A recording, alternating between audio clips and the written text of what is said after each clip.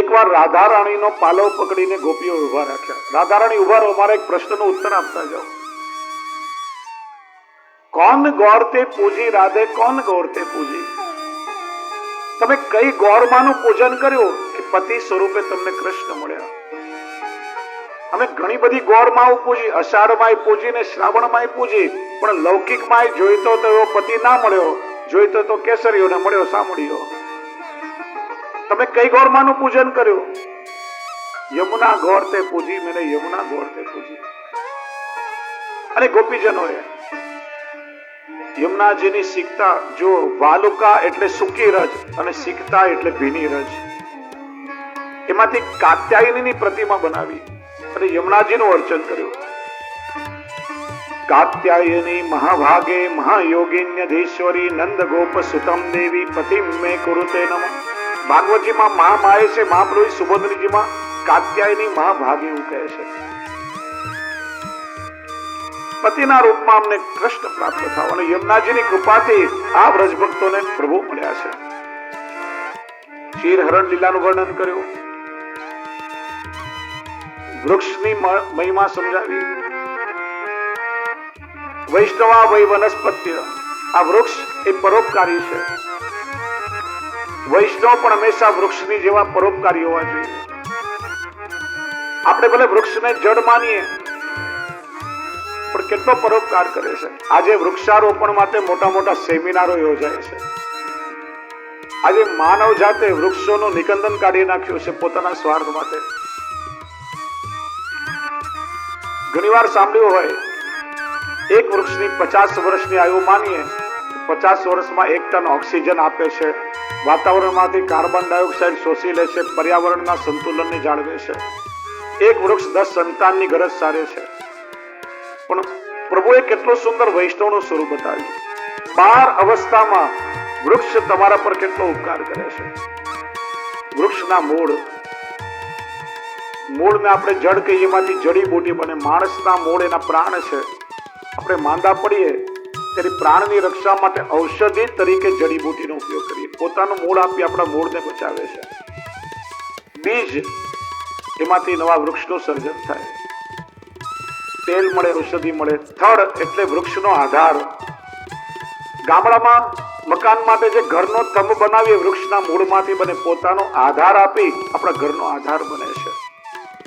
વૃક્ષની છાલ એટલેના વસ્ત્ર, સંન્યાસીઓ જે વલકલ વસ્ત્ર પહેરે વૃક્ષની છાલમાંથી બને. પાંદડા એટલેની શોભા. પાંદડા વગરનું ઝાડ કેવું લાગે? આપણે જ્યાં પ્રસંગ આવે તો ઘરની શોભા વધારવા પાંદડાનું તોરણ બનાવીએ, પોતાની શોભાથી ઘરની શોભા વધારે. ફૂલ એટલે વૃક્ષના શિંગાર. આપણે માળા બનાવવા કે વેણી કે ગજરા માટે ફૂલનો ઉપયોગ કરીએ, પોતાનો શિંગાર આપી આપણી સુંદરતાને વધારે. અત્તર પોતે પોતાનું અસ્તિત્વ ખલાસ કરી અત્તર બનીને આપણા શરીરની દુર્ગંધને દૂર કરે છે, સુગંધ આપે છે. ફળ એટલે વૃક્ષનું સંતાન. ભૂખ લાગે આપણે પથ્થર મારીએ તો પથ્થરના ઘાવ ખાઈને પોતાનું સંતાન ફળ આપણને ખાવા માટે આપે છે. વૃક્ષનો શીતળ છાંયડો, પોતે સ્થિત પ્રજ્ઞ ઋષિની જેમ ઠંડી, ગરમી, વરસાદ, તડકો બધું સહન કરે, પણ નીચે બેસનાર બધાને વિસામોને શીતળ છાંયડો આપે. વૃક્ષના લાકડા, આપણને ભૂખ લાગે ત્યારે ચૂલો પેટાવવા માટે ઈંધણ તરીકે લાકડા બાળીએ. પોતે અગ્નિમાં બળે પણ આપણા પેટની અગ્નિને શાંત કરે છે. અને બળે એટલું જ નહીં, ચૂલા પર પાત્રો મૂક્યા હોય, મેષથી મલિન થાય તેને ઉજળા કરવા વળી પોતાની રાખ પણ મૂકતું જાય છે. દરેક અવસ્થામાં વૃક્ષ આપણા પર ઉપકાર કરે છે. સાચી વૈષ્ણવતા શીખવી હોય તો આપણા વૃક્ષો પાસેથી શીખવી જોઈએ. 23મા અધ્યાયમાં ઠાકોરજી યજ્ઞ પત્નીઓ પર અનુગ્રહ કર્યો અને આગળ 10 સ્કંદ તામસ સાધન પ્રકરણના 21 થી 24 4 અધ્યાયમાં શ્રી મહાપ્રભુજી ગોવર્ધન લીલાનું રહસ્ય સમજાવે છે. સુરદાસજીએ પણ સરસ લીલાના રૂપમાં ગોવર્ધન લીલાનું ગાન કર્યું છે. હવે બહુ સંક્ષિપ્તમાં શ્રવણ કરીએ. બહેનો ધીરે ધીરે ઉભા થઈ રહ્યા છે. અમારે ત્યાં એકવાર હાસ્ય કલાકાર આવ્યા, બહુ સરસ વાત કરી કે આ બહેનો બધા કીડી જેવા. એક બેન ઉભા થાય એટલે પાછળ લાઈન લાગી જાય કીડીની જેમ. અને પુરુષ મકોડા જેવો એકલો ગમે ત્યાં આટા મારતો હોય. ધીરજ ધરો. મેં કહ્યું ને કે દેહનું પોષણ રોજ કરીએ છીએ. આ કથા સત્સંગમાં આપણા ભાવનું પોષણ થાય છે. અને સત્સંગમાં ક્યારે સમય ના જોવાય. એ તો લીલામાં જેટલો આનંદ થાય એ પ્રભુની લીલાનું વર્ણન છે. આસો માસની નવરાત્રીના દિવસો આવ્યા. યશોદાજી વિચાર કરે કે દર વર્ષે કારતક સુદ એકમના દિવસે આપણે બધા ઇન્દ્ર યાદ કરીએ છીએ. કોઈ તૈયારીઓ દેખાઈ નથી રહી. નંદરાયજી ભૂલી ગયા કે શું? કહેણ મોકલાવ્યું, યાદ કરાવ્યું. ચારે બાજુ ઇન્દ્રયાગની તૈયારીઓ શરૂ થઈ. સુંદર સુંદર સામગ્રીઓ બનવા લાગી. પ્રભુ 7 વર્ષના થયા છે. રમતા રમતા પધાર્યા. મૈયા, મીઠી મીઠી સુગંધ આવી રહી છે. જોરથી ભૂખ લાગી છે. મને આ સામગ્રી દે ને. બેટા, દેવને ધરવાનો નૈવેદ્ય છે. આપણો ઉચ્છિષ્ટ દેવને ન ધરાય, એમાંથી ન લેવાય. એ દેવ કોણ છે? શા માટે આપણે ભોગ ધરીએ છીએ? મૈયાએ સમજાવ્યું કે મૈયાને નથી સતાવી. આંગણામાં નંદરાયજી દરબાર ભરીને બેઠા છે. પ્રભુ આવીને ખોળામાં બેઠા. બાબા, મૈયા કહેતી હતી કે ઇન્દ્ર આપણા દેવ છે, એને પ્રસન્ન કરવા આપણે દર વર્ષે ઇન્દ્રયાગ કરીએ છીએ. આ બધાનું કારણ શું? કે બેટા, ઇન્દ્ર પર્જન્ય વરસાદ મોકલે છે. ગાયો માટે ઘાસચારો થાય છે, આપણા માટે અન્ન ઉગે છે. ઋણ ચૂકવવા આપણે ઇન્દ્રયાગ કરીએ છીએ. ભગવાન વર્ણાશ્રમ ધર્મ શીખડાવે છે. ઇન્દ્ર કઈ આપણા પર ઉપકાર નથી કરતો, એ તો એની જવાબદારી છે. ના, આપણે વર્ણથી વૈશ્ય છીએ. પશુપાલન અને ખેતી આપણો વ્યવસાય છે. અને વૈશ્ય આવો ઇન્દ્રયાગ કરવો એ વેદમાં કોઈ વિધાન નથી. આ તો અવૈદિક યજ્ઞ છે. આપણા પર ઉપકાર હોય તો ગોવર્ધન પર્વતનો છે. ગોવર્ધન સાક્ષાત વિષ્ણુનું સ્વરૂપ. જો 3 દેવો બ્રહ્મા, વિષ્ણુ અને મહેશ પ્રભુના લીલાનું દર્શન કરવા અને ચરણની રત્નો અનુભવ કરવા 3 પર્વત સ્વરૂપે વ્રજમાં આવ્યા છે. નંદગામનો પર્વત બ્રહ્માનું સ્વરૂપ, બરસાનાનું વિષ્ણુનું, અને ગોવર્ધન બરસાનાનું શિવજીનું અને ગોવર્ધન વિષ્ણુનું સ્વરૂપ. પ્રભુએ ચરણ ધરી એમને અલંકૃત કર્યા છે. આપણે ગાયો ચરાવવા જઈએ ત્યારે તળેટીમાં કોમળ ઘાસ ઉગે. આપણા ચરણને પણ તડકો ન લાગે, ગાયોને ઘાસ સારો મળે. ભૂખ લાગે ત્યારે વૃક્ષમાંથી સુંદર ફળો આપણને રોગ આવે, કંદમૂળ રોગ આવે. તરસ લાગે ત્યારે શીતળ જલના ઝરણા પ્રગટ થઈ જાય. આપણને થાક લાગે ત્યારે ગિરિરાજજીની કંદરામાં આપણે વિસામો કરીએ.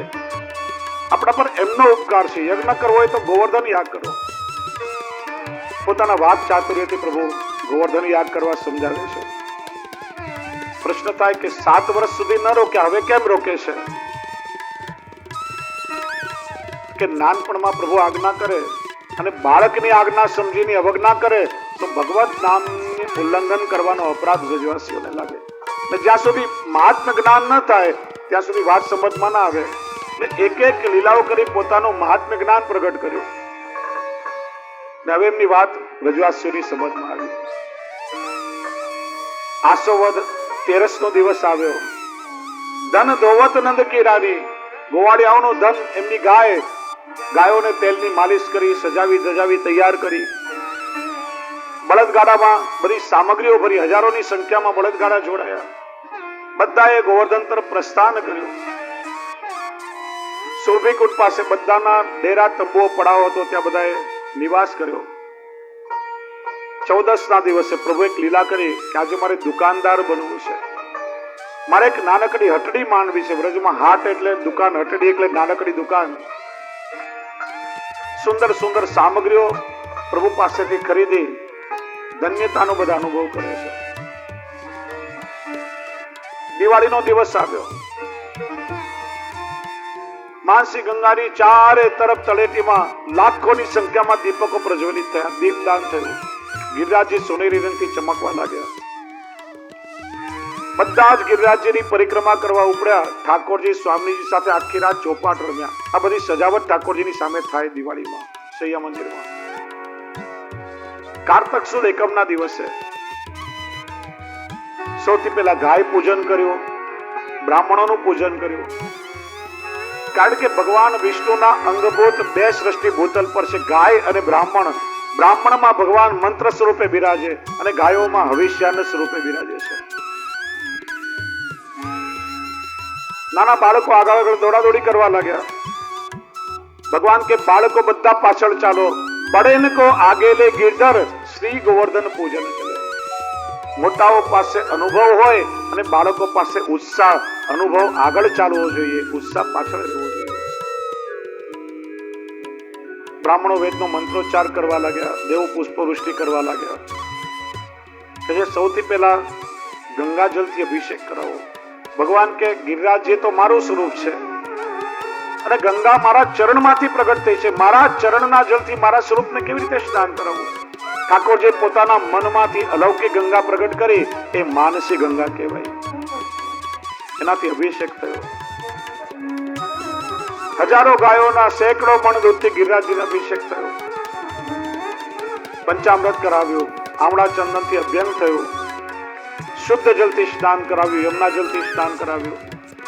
અંગવસ્ત્ર કરી ગુલાબનું મધવત્તું અત્તર સમર્પિત કર્યું. લાલ ધોતી ઉપાણાનો શિંગાર કર્યો. કેસરનું તિલક, કુમકુમનું કમલપત્ર થયો. પુષ્પોની માળા ધરાવી શિંગાર કર્યો. કુંવારાનો ભોગ થયો. નંદરાયજીએ બધાને પેરામણી વાટી અને હલ્દી કંકુના થાપા લગાડ્યા. તળેટી સ્વચ્છ કરી સૌથી આગળ લીલો મેવો, સૂકો મેવો, દૂધઘર બધું સજાયું. હંસકડીના ટોકરા સજાવા લાગ્યા. થર લાગી ગયા. હળદરનું અષ્ટદર કરી ઘાસનું બીડું બનાવી ભાતના ટોપલાઈમાં ઠલાવ્યા. અતિશય પર્વત જેવું બની ગયું. એટલે અન્નકૂટ કહેવાય. અન્ન એટલે અનાજ, અન્ન એટલે ચોખા પણ થાય, અને કોટ એટલે પર્વત. અતિશય અન્નકૂટ કહેવાયો. વચ્ચે શિખર અને ચારે બાજુ શંખ, ચક્ર, ગદા, પદ્મનું શિંગાર કરી ગુંજિયા ખોસાયા. કેસરનો છિટકાવ થયો. 8 પ્રકારની દાળ, 16 પ્રકારના શાક, 5 પ્રકારની કઢી, અનેક ફરસાણ, આખી તળેટી ભરાઈ ગઈ. પ્રભુ કે જો વિનંતી કરો, કલિયુગમાં ગિરિરાજ પ્રગટ દેવ છે, તમારા નૈવેદ્યને સ્વીકારશે. બધા મનોમન વિનંતી કરે છે. બેગવાળ વાતો કરે કે કનૈયો કહેતો હતો કે આ પ્રગટ અરોગ છે, પણ આપણને કોઈ એવા દર્શન થતા નથી. પ્રભુ ભક્ત ઈચ્છાપૂર્વક છે. ઠાકોરજીએ પોતાનું જ વિલક્ષણ સ્વરૂપ ગિરિરાજજીમાં બદલાવ્યું. સહસ્ત્ર ભુજા ધારણ કરી અને પ્રભુએ સામગ્રી અરોગવા લાગ્યા. દરેક વ્રજવાસીને એવું લાગ્યું કે મારી ધરેલી સામગ્રી પ્રભુ પહેલા લઈને અરોગે છે.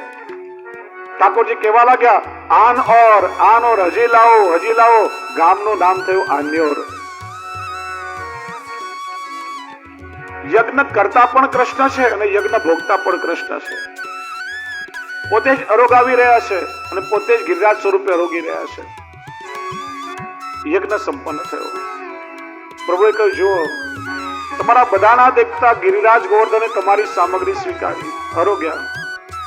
આ કલિયુગમાં પ્રગટ દેવ છે. હવે કોઈનો અન્ય આશ્રય ના કરશો, તમે ગિરિરાજજીનો આશ્રય કરો. પ્રભુ અરોગ્યા. મહાપ્રસાદ થયો. બધા લૂંટીને મહાપ્રસાદ લેવા લાગ્યા. પોતપોતાના ડેરામાં ગયા.